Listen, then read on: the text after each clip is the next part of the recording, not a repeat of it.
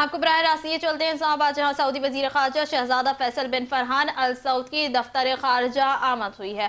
آپ کو اپڈیٹ کرتے چلیں کہ سعودی وزیر خارجہ شہزادہ فیصل بن فرحان ال سعود کی دفتر خارجہ آمد ہوئی ہے۔ نائب وزیر اعظم محمد اسحاق ڈار نے معزز مہمان کا استقبال کیا ہے۔ آپ کو اپڈیٹ کرتے چلیں کہ نائب وزیر اعظم محمد اسحاق ڈار نے سعودی وزیر خارجہ کا دفتر خارجہ میں استقبال کیا۔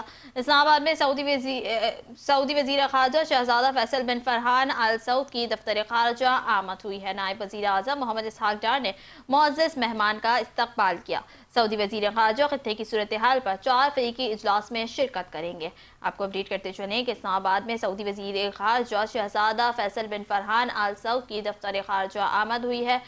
نائب وزیر اعظم و وزیر خارجہ محمد اسحاق ڈار نے معزز مہمان کا استقبال کیا ہے۔ آپ کو اپڈیٹ کرتے چلیں کہ سعودی وزیر خارجہ خطے کی صورتحال پر 4 فریقی اجلاس میں شرکت کریں گے۔ آپ کو اپڈیٹ کرتے چلیں کہ سعودی وزیر خارجہ شہزادہ فیصل بن فرحان ال سعود کی دفتر خارجہ آمد ہوئی ہے۔ نائب وزیر اعظم محمد اسحاق ڈار نے معزز مہمان کا استقبال کیا ہے۔ سعودی عرب کے وزیر خارجہ شہزادہ فیصل بن فرحان خطے کی صورتحال پر 4 فریقی اجلاس میں شرکت کریں گے۔